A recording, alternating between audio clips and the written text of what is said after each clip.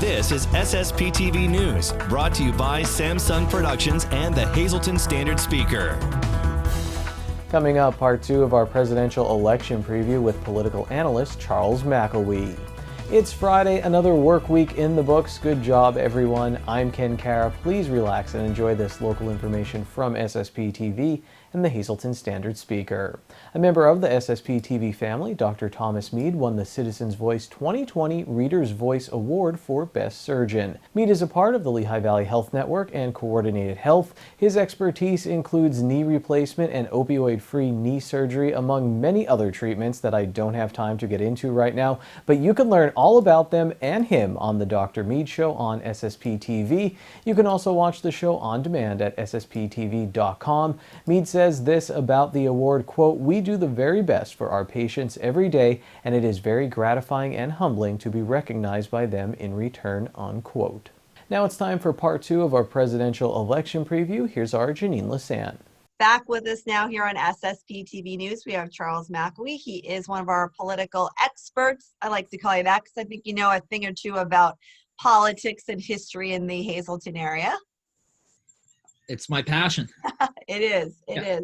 So the election is upon us, and it is getting down to the dirty with both candidates. This is going to be a big election with more people, voting, hopefully, because it is a presidential election. How does Hazleton play a role in this as far as the importance? It's interesting. So we're seeing all these profiles and national coverage yet again, focus on Luzerne County, but less so on Hazleton this time. It seems to be more focused on the Wyoming Valley, and I think that's a tactical mistake on reporters' part. The Hazleton area definitely plays the crucial role in Trump's destiny or Biden's destiny in the county.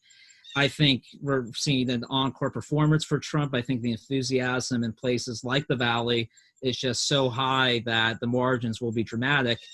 If you look back at 2016, we all know that Trump heavily won Southern Luzerne County. There's some debate over whether he won or did not win the city of Hazleton. He did narrowly win Hazleton, and it was thanks to neighborhoods like the Terrace that came out in over 70% for Trump.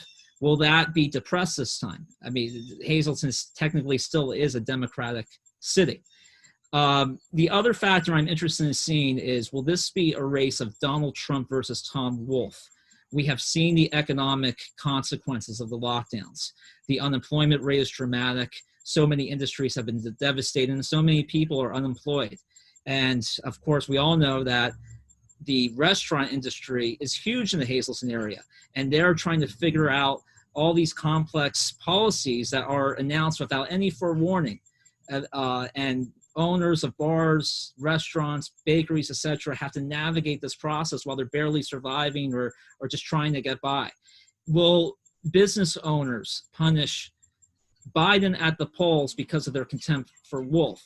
There are polls that suggest that the favorability rating for Wolf is higher than we would anticipate, and I do question some of those polls, because if you talk to anyone on either side, there seems to be a deep bipartisan concern over Wolf's response to this pandemic.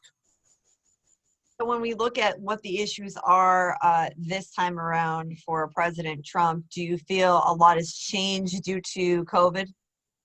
Yeah, I think this will be a referendum on COVID, and that could hurt Trump, or it could just be something that people let go by and they will stick with Trump.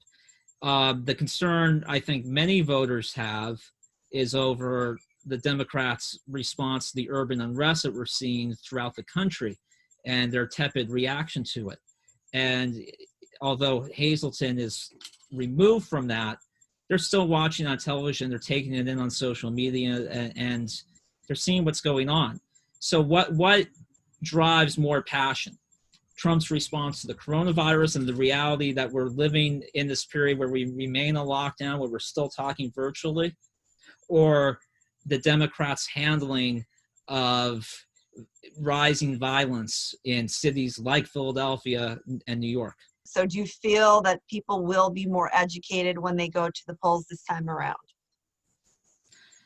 I don't think it will play much of a role. I think people are pretty much decided on what they're going to do.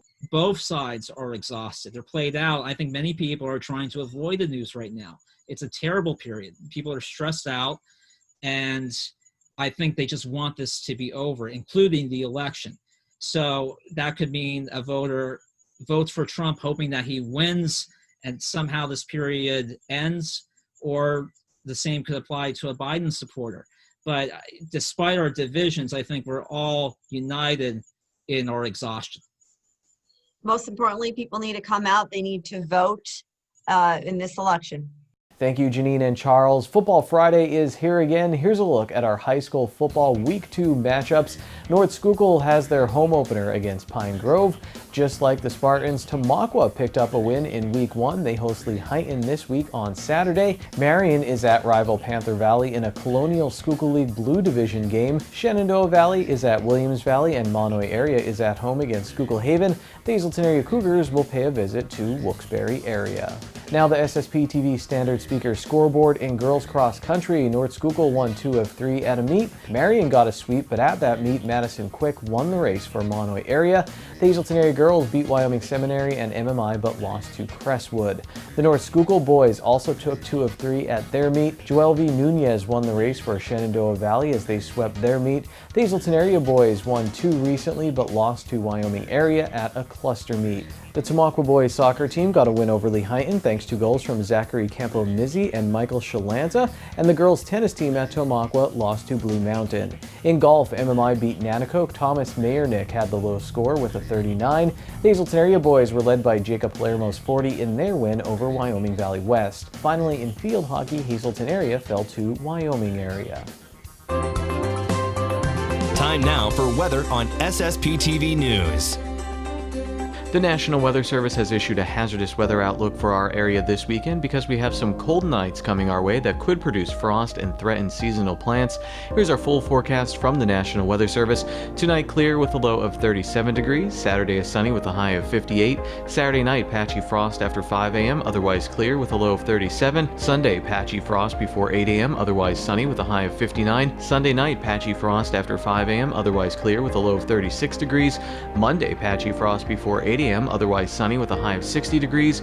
Monday night clear with a low of 37. Tuesday is sunny with highs in the mid-60s, and Tuesday night mostly clear with a low of 46 degrees. Coming up, our Janine Lassant tells us why a national television show was in our area, and in sports, the story of a hometown superhero. Watch my interview with former Hazelton area high school wrestler Timmy Samick. And next in the SSPTV Spotlight, another one of our religious shows, The Rosary. We'll be right back. SSPTV News would like to send sincere condolences to the family and friends of Marguerite A. Skiba, age 80, of Hazelton. Mass will be Monday at 9:30 a.m. at Most Precious Blood Church. Friends may call Sunday from 2 to 4 p.m. at the Firo Funeral Home. Today's social and obituary report is brought to you by Harmon Funeral Homes and Crematory. Call 570-788-0977 or go to harmonfuneral.com.